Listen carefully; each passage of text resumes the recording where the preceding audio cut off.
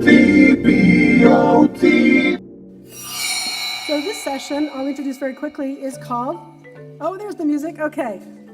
All right, this is called ITV Today, the Operator's Perspective. And this session is really to look at what's happening from the cable, telco, satellite, and hybrid environment, and where they think interactive TV is going.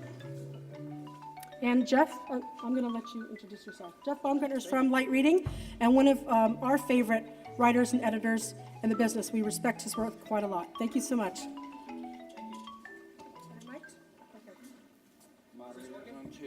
Is this on? Okay. Hi, everybody. Again, I'm Jeff Baumgartner, the site editor for Light Reading Cable, and I'm pleased to be serving as the moderator for this opening session titled ITV Today, the Operator's Perspective. And I'd also like to thank Tracy and the fine folks at Interactive TV Today for asking me to come here again and moderate a couple of sessions and soak in the others like a sponge. I always enjoy that. I think this is my third or fourth year here. So Tracy, thank you again for the opportunity. And as I mentioned, our goal here is to give you the operator's perspective on ITV. So conveniently, we have a great panel of operators on the panel. So let me get the introductions out of the way. To my left is, actually we're going to start on the end here. Roland Knoll, with the Executive Director of Integrated Advertising and Commerce at AT&T. And next to him we have Jason Malamud, the General Manager for Verizon Fios Advertising.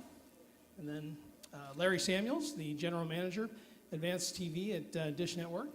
And then we have Joel Hassel, the SVP of Engineering and Technical Operations at Canoe Ventures, which is a joint venture of, in case you don't remember, Cox, Cablevision, Comcast, Time Warner, Charter, any others?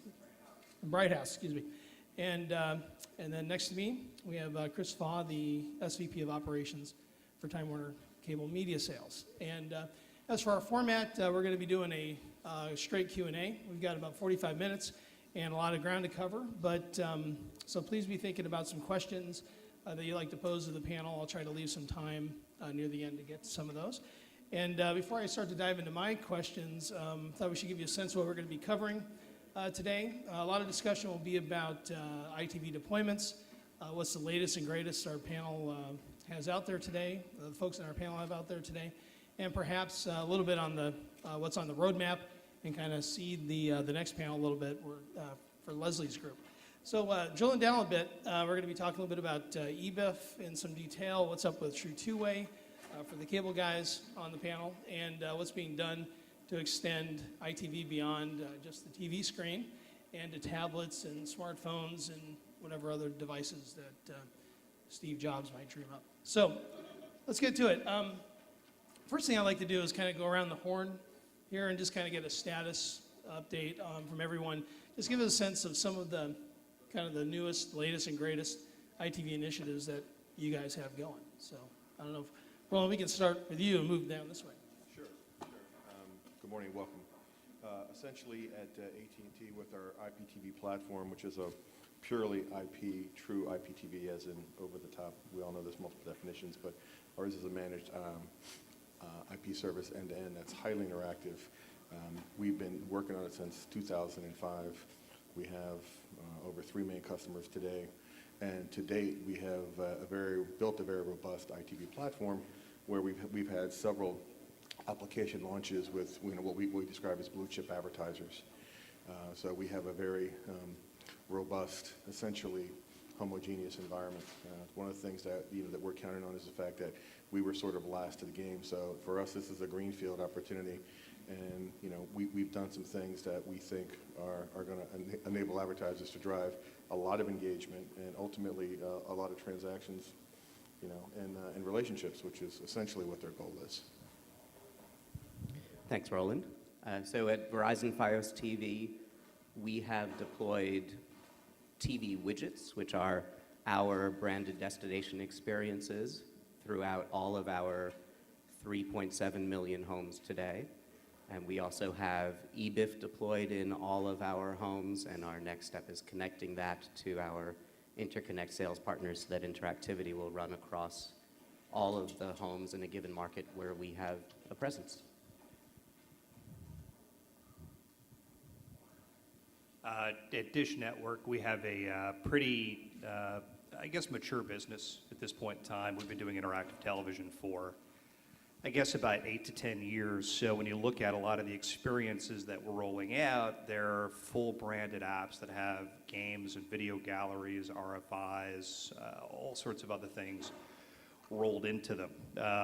Over the course of the past, I would say 3 years, just because that's when our business has really been in here leading things, we've rolled out about 130 different campaigns. And a very big part of that is our data tool. We work very closely with RentTrack, where we're pulling back viewer measurement from 5 million set-top boxes on a weekly basis. So it's a pretty big, pretty robust platform that we have with telescoping 30s and everything else. But the other thing that we're starting to look at now is how to take things a step further. We've forged a partnership with Univision about within the past 6 to 12 months, where we're now enabling their spots within our footprint, within our 14 million households, to go interactive within DVR households over the 30s. So it's sort of the concept is similar to what we're doing with, or what's being done with Canoe, but we're making their stuff live on our footprint, and those are the types of partnerships that we're going to start to look at moving forward. So at Canoe, we're actually leveraging the technologies that are deployed by our MSO partners. And so to date, there's 3 MSOs that we have onboarded, which means from an onboarding perspective is that we're taking their EBIF-enabled platform and making sure that it's able to support the Canoe RFI application, which is the first application that we've deployed across our footprint. Our footprint's approaching about 20 million households across 3 of the MSOs. And then within that 20 million, there's also 3 networks, and we're onboarding 4 additional networks. So we'll be at 7 networks by midsummer this year. Besides RFI, we're going to be introducing this year a couple additional products. We're introducing a polling product, and we're also introducing a trivia product. The footprint we expect to continue to grow. We know that there's about 25 million households out there, so there's growth opportunity there for us. And we're also engaging in conversations with other MSOs beyond the 6 founding MSOs. So that kind of covers where we're at. We're also starting to do some work with dynamic ad insertion on VOD. Arthur Arduino, our CTO, is going to be addressing that in a panel later today. And from a Time Warner perspective, we measure both in households and set-top boxes. We've got about 7.5 million set-top boxes lit up on EBIF technology, which equates to a little over 5 million households for us, and we're supporting what Joel and those guys are doing at Canoe. In addition, we're building on what we already have done. We had a previous technology that we're replacing with EBIF. So this is about, I think somebody said you've been at this for about 8 years, and we have too. So we're on the 2nd generation of interactive television. For us, it's voting and polling, RFI. We also have some widgets and apps that we're running for consumer apps, and they're all EBIF based for us at Time Warner. Actually, I had a quick follow-up question for Joel. You mentioned like MSOs that have been, did you say onboarded? So which operators are up and running, or your partners are up and running now? So with right now, Comcast, Time Warner, and Bright House Networks are the 3 MSOs that have been onboarded. That's not to say that the other MSOs haven't been engaged, because they have, and we're working with them, and they've announced their plans for deployment of EBIF. Okay, what can you say about the networks that are participating at this point and soon down the line? Sure. So the networks right now are E, AMC, and Style.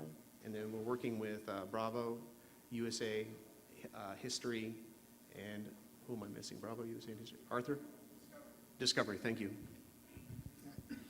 Great. And now that you mentioned that Canoe is now working on addressable ads with VOD, and VOD is still a pretty popular service, but a lot of it's free. You want to figure out how to pay the freight here.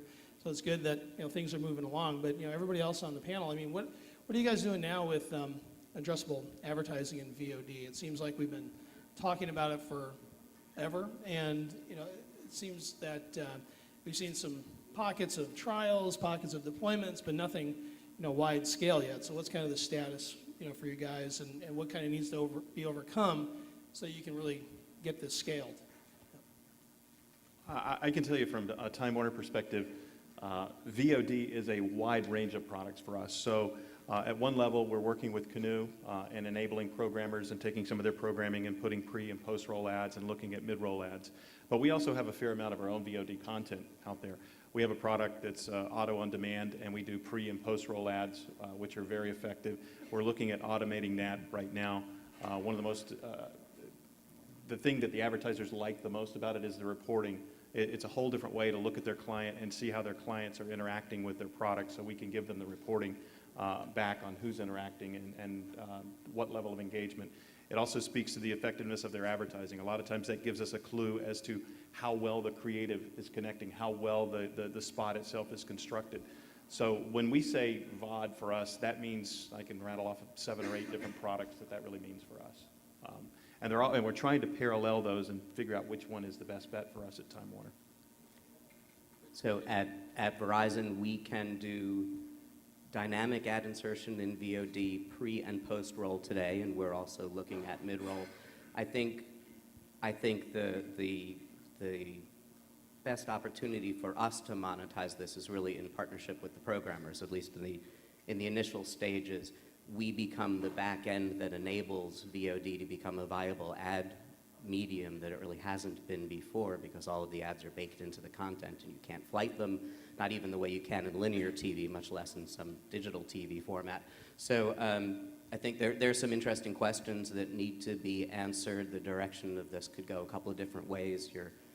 Your primetime VOD on television might look just like it does on linear TV, where it has the same spot load and it feels just as cluttered, and that's the way you get a C3 rating for that broadcasts or cablecast, so that you can connect it to a linear TV buy. Alternatively, you could run VOD that looks like broadband video. You have a lighter spot load. You can dynamically insert the ads like you can online and connect the VOD to broadband video. You might actually see both of these models playing out in the near future, where some networks are having the VOD look like linear television, some networks have it look like broadband. But no matter how that plays out, the distributor in the mix is playing a vital role, because they essentially become the back end for the programmer. We're going to enable that insertion, the dynamic changing of those ads, and enable this to be monetized for finally, essentially, finally. Anybody else? How about at Dish, for example? You guys don't have We don't have the same network, so are you going to be able to do anything in the receiver to do some of this? I mean, well, VOD is really a big part of our interactive applications that we're putting up, where whether it's Ford, Mattel, Showtime was up for a long time, so there was a lot of VOD stuff that was a part of those types of applications. But the satellite technology is just a little bit different than the other technologies that are up here. It's much easier for cable and some of those groups to push out VOD to the boxes than it is for us. You know, one of our priorities as a company is to start to put more IP-enabled boxes into the field. And we're coming up with different promotions every day to push those out. And as those IP-enabled boxes get out there, I mean, that's going to become a much bigger business for us, you know, on an addressable front. An area where we are using VOD, you know, we're working diligently to roll out an addressable product. You know, we're close. I'm not here to make any announcements today at all, because we will not make that mistake. We will announce when we're done and ready to talk to advertisers and get deals done. But, you know, that'll be a way that we're going to leverage the VOD technology within our boxes. Okay. Now, Roland, do you have anything to add on the addressable side? No, From AT&T, if you guys are doing anything, what's on the roadmap? Yeah, I mean, you know, for us, it's a little bit everything with a slightly different spin. As said up on the panel, you know, we have microsites and dedicated advertising locations that have on-demand content in it today.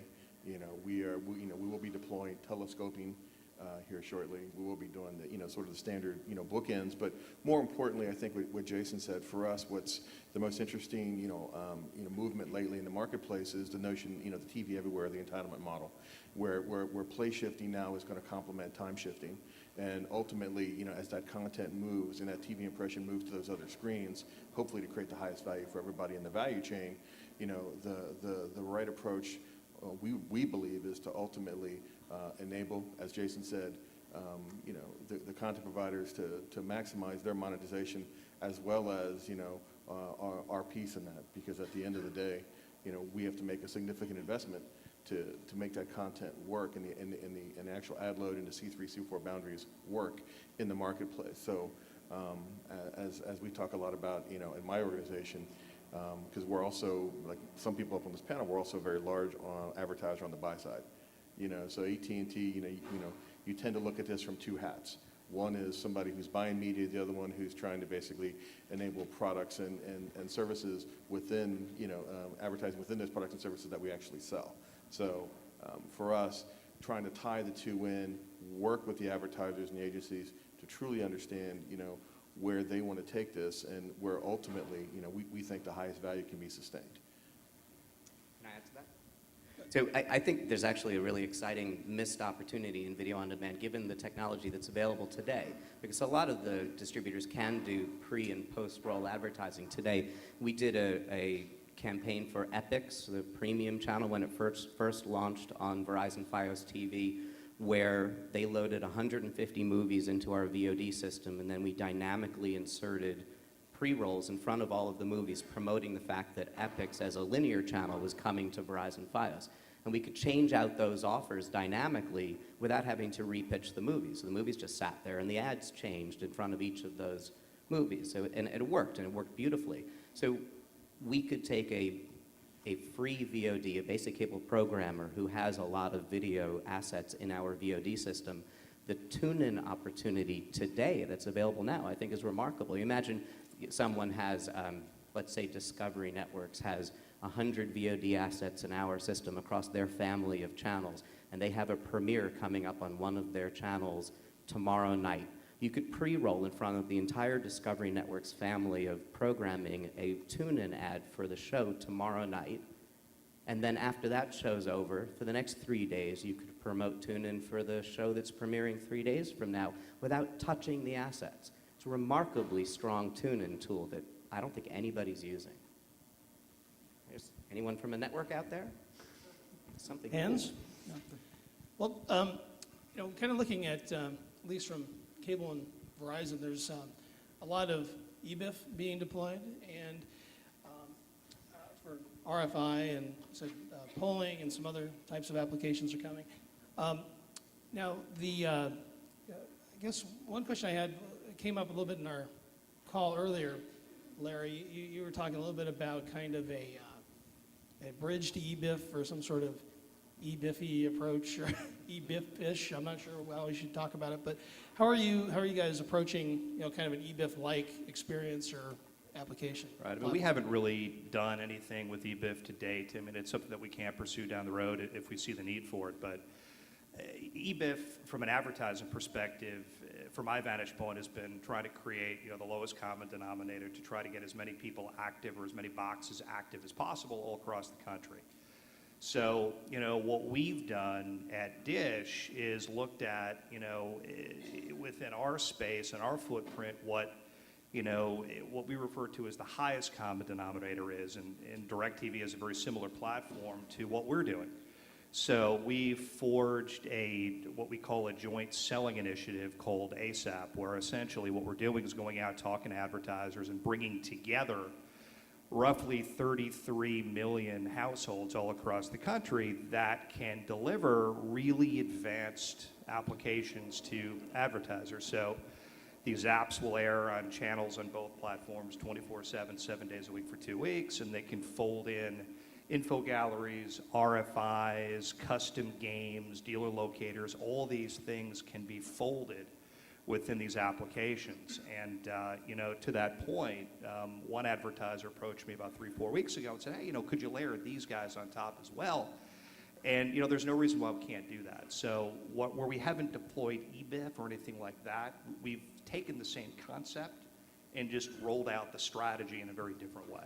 But are you still kind of looking at those specs and kind of adapting them to what No, Dish needs? we have a game plan in place. I mean, it's literally a matter of leveraging the best of both. So, we have a common graphic designer in place to execute these things. We've got a project management team that's standing by, ready to do all the heavy lifting.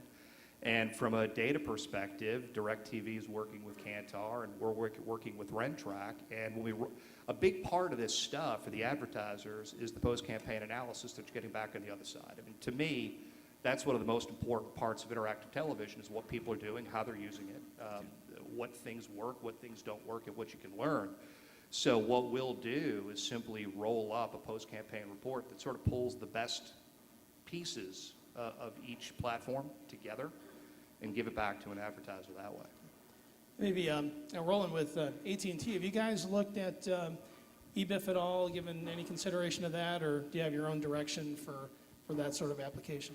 No, I mean, we in fact have, and, have it on our roadmap. I mean, just to echo a little bit what Larry said, our spin is, again, slightly different. We have a homogeneous environment with a single middleware provider with 9+ million set-tops in the field that have a very robust capability today. What that allows us to do is support multiple triggering formats, whether it's, EBIF, which was born in, the Mole project, and AdVef, I'm dating myself, in the space, it's been around evolving for 20 years, all these VBI type, triggering infrastructures. For us, it comes down to what is the right way to basically participate, in a canoe-led marketplace that ultimately is looking for scale, looking down there, Chris and Joel. And then, as Larry said, trying to create, if at all possible, some unique capability sets on sort of the high end. I guess in a way we want our cake and eat it too. And that's kind of the approach that we're taking. We're not going to be dismissive of any application challenge or whatever, because to date we've been able to do whatever any advertiser has asked us to do, deploy it very quickly, and essentially give them the user engagement that that they've been looking for. So when it comes to triggering formats, we believe EBIF is important in a marketplace. We will support it. But at the same time, for us, it's a little bit different than some of the challenges the cable guys have, because we have a very homogeneous environment, and they don't. I think one theme you hear running through this, though, is we're trying to make it easy on the advertisers at some level. We should obscure them from the technology and how we're doing it. They want the result. They want the analytics that Larry talked about. And from a Time Warner perspective, we had a technology, and we had it rolled out, and it worked great for us, but we recognized at some point the world was moving in a different direction. This is, I'll date myself, Roland, it's VHS versus Betamax. So Is this pre-EBIF? Yeah, this is pre-EBIF. So at some point, we want to get to a standard where they can bake this in and advertisers can have this information travel with their spot and not have to know the difference between my technology and the guy's technology next door. They want that report to come back from an ad sales perspective, and they want to be able to place it once and know that it's going to look largely the same and have that same amount of interactivity wherever they go. So that's part of why we're striving to get to a standard. Again, we had this, and then we abandoned what we had to get to that standard. So from a Verizon perspective, we think of interactivity as a vehicle to get us into new ad marketplaces or make us relevant, really, to advertisers in general. Because you start as a subscale product. When I started at Verizon, we had 35,000 homes in the suburbs of Dallas, Texas. So you can't really build an ad model around that. Now, we've come a long way, but still 3.7 million homes in a country of, 110 million? That's not really relevant for a national advertiser. And while we're proud of our 3.7 million homes in each of the individual markets that we're in, we're maybe, 15% of the media homes in a particular market. So again, at risk of not being relevant for advertisers. So You're very relevant. Well, thank you, Chris. Happy to be relevant, and it's important to be relevant to you. So we see interactivity as making us relevant to two buckets of advertisers. On the national side, and I'm going to sound like Roland also, wanting the cake and eating it too, and I'm with you there. So for EBIF is not exciting for us on the national marketplace, where we also have more advanced technologies like Larry, where our interactive destinations can pull video from video on demand, and it's 32-bit graphics, and the graphics and the text can all be updated remotely from an advertiser's server dynamically, right? Very exciting interactive experiences. That's not happening in EBIF. That wouldn't work for us.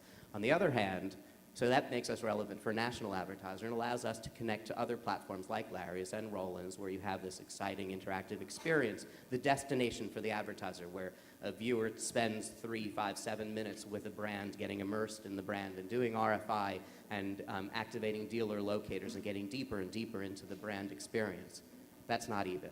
On the other hand, though, to be relevant to regional and local advertisers, it was clear to us that the best way to monetize our inventory was to join ad sales interconnects with Chris and his partners or his friends at Comcast Spotlight.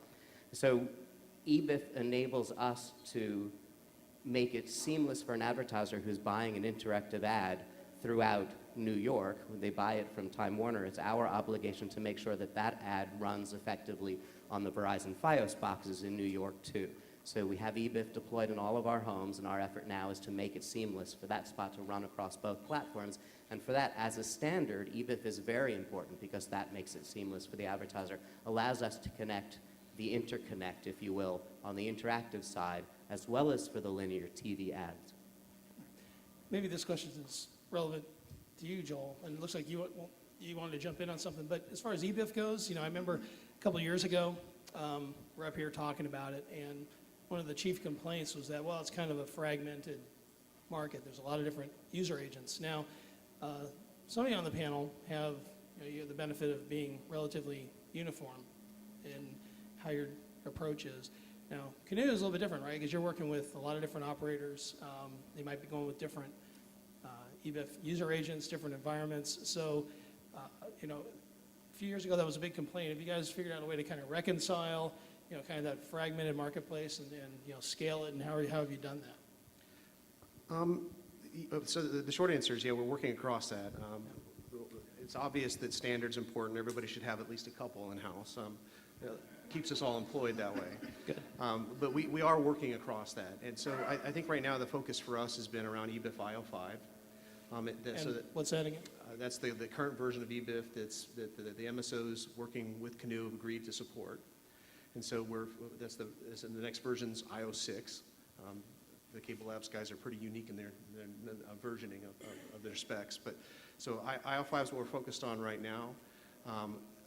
It gives us homogeneity. It is a bit of a least common denominator approach. We get that. Our focus at Canoe is about scale, and so what we're trying to do is onboard as many cable operators as we can and get that scale so that we start to move to 20 to 25 to 30 to 35 to 40 million households. It's one of the things that you queued up in your list of questions we talked about earlier is that we're looking at how can we eventually work with the folks at Dish, the folks at Direct, Verizon, AT&T as well. I mean, it's within our charter to have discussions with them about what their strategies might be around supporting EBIF so that we can engage with them around, jumping in the Canoe with the MSOs. Are those kind of discussions happening yet? Well, we just had one behind the curtain. Other than behind the curtain here? Yeah. We're inking Anything the more deal. formal? Are you guys, what do you guys, is there potential opportunity there to work with Canoe and kind of help build on that scale? What do you think of that? Sure. Absolutely? All right. You bet. All right. You bet. Okay. Figure we had to ask. Okay. All right. Now, how about for Time Warner? You guys are pretty uniform, though, right? On EBIF, I mean, you pick one user agent essentially, or Yes. or do you have fragmented issues to deal with? No, and there was this notion, and I think it was one of those bingo buzzwords last time if somebody said pipe cleaning, so I get to be the first one to say pipe cleaning. We did a fair amount of that to make sure that they would play all the way through. The biggest issue that we're having on a Time Warner perspective is we actually have contention with multiple PIDs coming in at the same time. So we're having to go back and say, what if we get a PID from Canoe at the same time that we get one of our own activations going along with a persistent application that's running? So we've got a bit of a traffic jam. We can solve it. We can work it out. We have fixes for it. So we think that's actually a good sign that we have contention with multiple applications being on the box at the same time. We're using EBIF technology for our start over, for our look back products, for some of the things we're doing with New York One, our news application, and then we have Canoe, and then we have an advertisement on top of that. So we have to clear up that traffic jam. We're actually getting a lot of use out of EBIF. Now, I remember, pipe cleaning was a big topic last year. Is that done, or or largely done, or is there still some work? Because you got to make sure that the trigger gets through everything and survives, right? It's ongoing. I mean, as you bring on different markets, there's additional pipe cleaning effort, and I can tell you that Comcast, Time Warner, and Bright House have been very, very supportive of the pipe cleaning efforts. for their own needs as well as for Canoe. And we're starting to work with the other MSOs, and again, we're extending beyond the 6 original founders, and so the pipe cleaning efforts are going to continue. Now, the, I got Oh, no go ahead, pipe Jason. cleaning, I'm sorry. got no pipe. your pipes are clean? You all set? Okay. Ooh, all right. Now, one of the, we've been covering, some of us have been covering ITV or been involved in ITV for a long time, maybe too long. But the, there was this long period where ITV was kind of surrounded by a lot of hype. It seemed like, okay, this is this really interesting idea, but it seemed very difficult. Like you guys are, the cable guys are trying to backwards engineer like a spaceship they found, at Area 51 or something. It just seemed very hard. But now it's it seems like it's getting pretty heavily deployed. So, by everybody here. So, I mean, what's kind of occurred or changed in the last few years that's really made ITV not just deployable on a relatively large scale, but really become a priority for your business? Who wants that? I think a lot of it's about credibility and literally just sort of waiting things out, which sort of stinks for those people who have been doing this for a long time. But DirecTV rolled out Dish rolled out 8 to 10 years ago. DirecTV's been in play for a long time. There are other platforms like TiVo and Cablevision that have been out there. But you're right. It was always an idea and a suggestion and a promise, and there were deals getting done. But I would say over the course of the past 5 years is when you've started to see real business get done. And when I talk about credibility and reality, we now have stories to tell. It's no longer, wouldn't it be cool if? I wonder if this would work. It's great for me and for my team and for everybody else up here when you can walk into a meeting in an advertising agency and you can have a packaged good or an automotive, whomever it may be, look you in the face and say, hey, does this stuff work? And we're now in a position to answer, for the most part, yes. I mean, there are going to be some instances where campaigns don't go well because that's the nature of advertising. But we have stories to tell now with credibility. And, we're all out there having meetings on a regular basis, trying to create as much buzz as possible. And, one of the things that I do think has helped the business over the course of the past 2 to 3 years, and I know I've talked about lowest common denominator, and I hope that was not taken out of context. There's some real merit there, don't get me wrong, but Canoe has been phenomenal at creating buzz and noise, and everybody's hearing it now, everybody's talking about it now, so you asked about adolescence. I think it's now like late childhood is the term that I would use to describe the marketplace. Okay. I would just add, it's basically about following the dollars.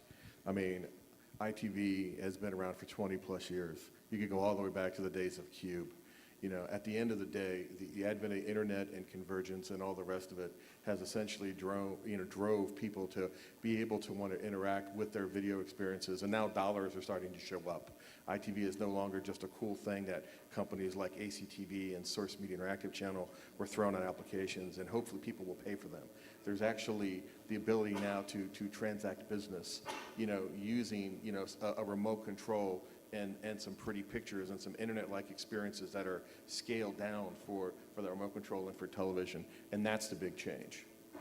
Yeah, and from a Time Warner perspective, I want to echo what Larry said. I mean, we had this business before, but now in our second generation, I get a report, and we literally have hundreds of campaigns running, and we look at measured impressions, and we just crossed. It was a silent moment. We didn't market or anything. Our 2 billionth measured impression. So those are the kinds of learnings that we can start to build on. And when an advertiser comes back to us and says, my campaign didn't work, doesn't mean the technology didn't work. Let's take a look at your campaign. Okay, you were running in Monday Night Football, and you ask us to channel change to another. People aren't going to turn away from Monday Night Football. You need to be on the Science Channel and how it works. People will tune away from that and watch. People didn't engage with my ad. Well, we find that people are more engaged with the Food Network. I don't know if we have anybody from Scripps here. I think there he is, right there on the front row, Scripps. I'll go ahead and tell you, people watch the Food Network. They're engaged, and we can see it across the board. Headline News, if we have anybody from Turner here, they don't engage as much as they do on some of the other networks.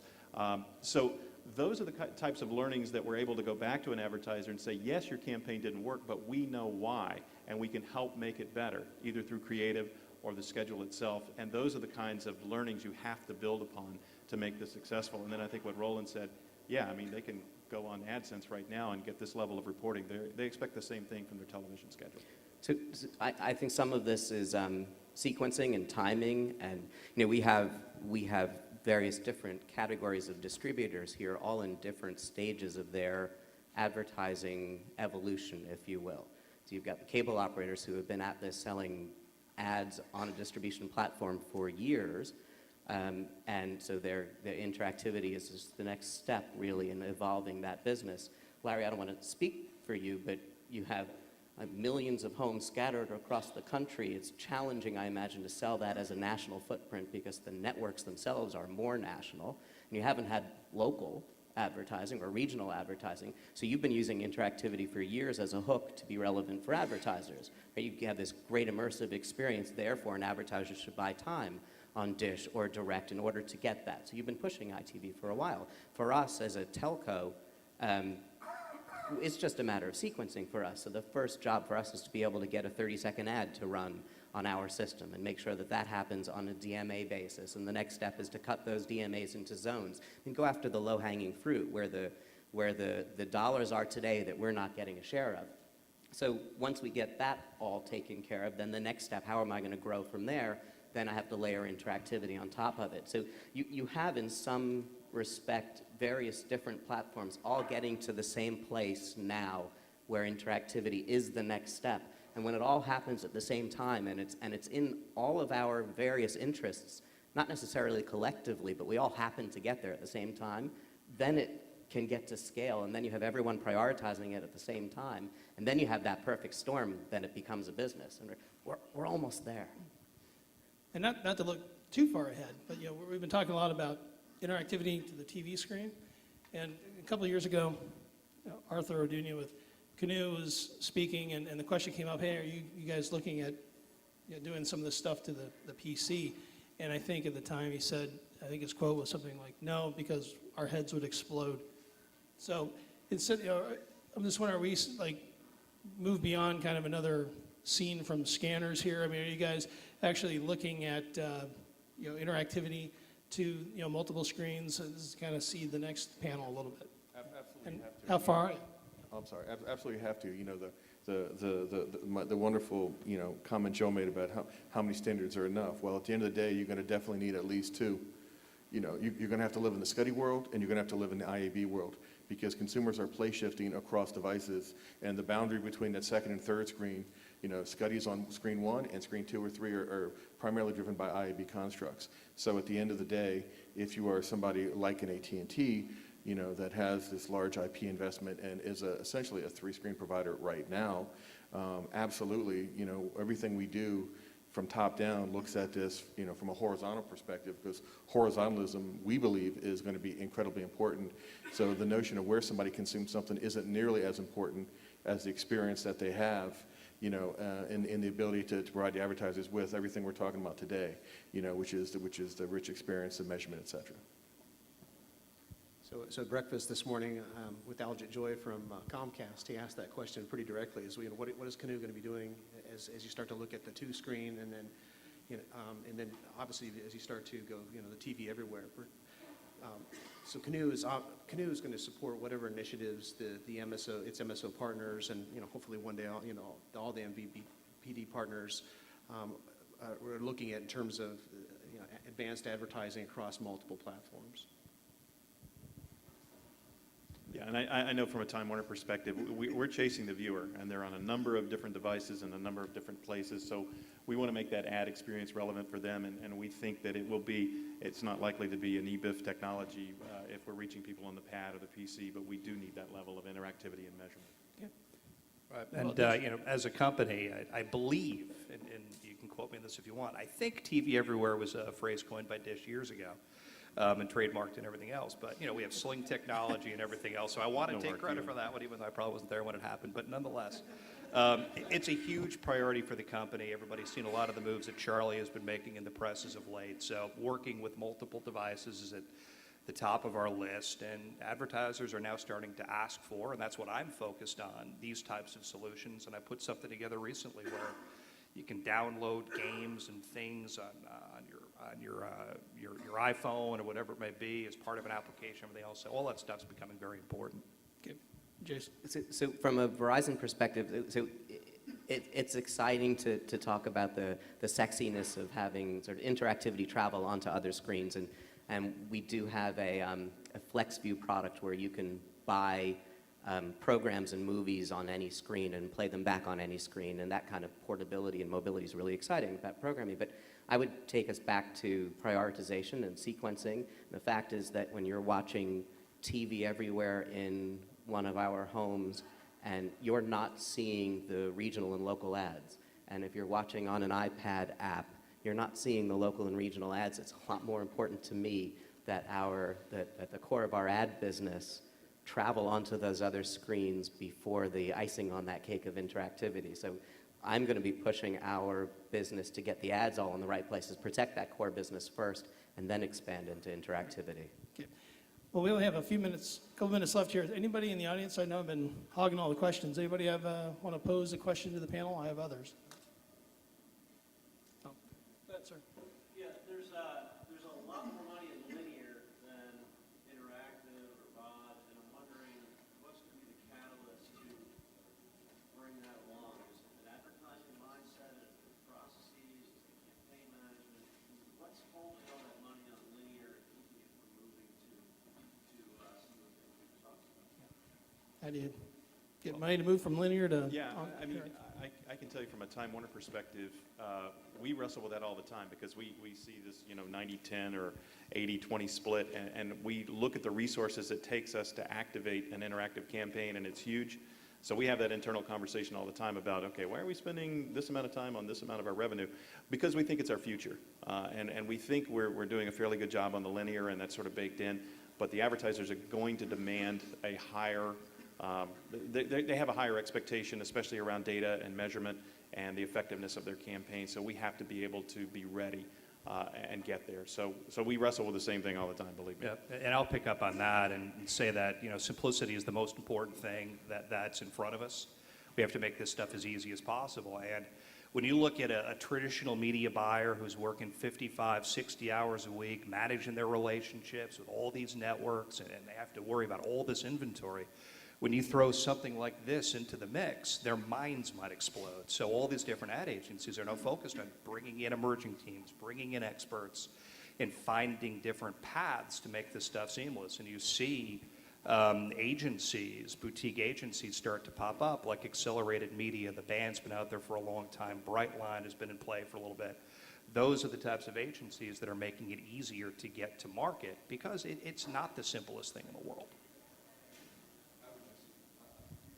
The only thing I would add, John, to your question is we see this stuff as complementary.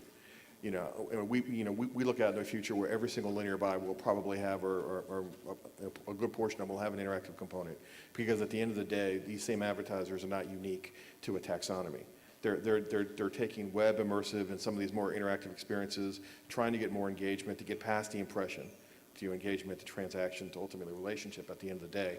So ITV is a really good complement to that. So in the end, we feel very strongly that these things aren't cannibalistic. They're going to be really complementary, and ultimately, there'll be some money shifting around per se, but at the end, I think a majority of going forward, linear buys will have ITV attachments to it. That might be 5 years out, but we're already starting to see it with some of the early stuff that we've done.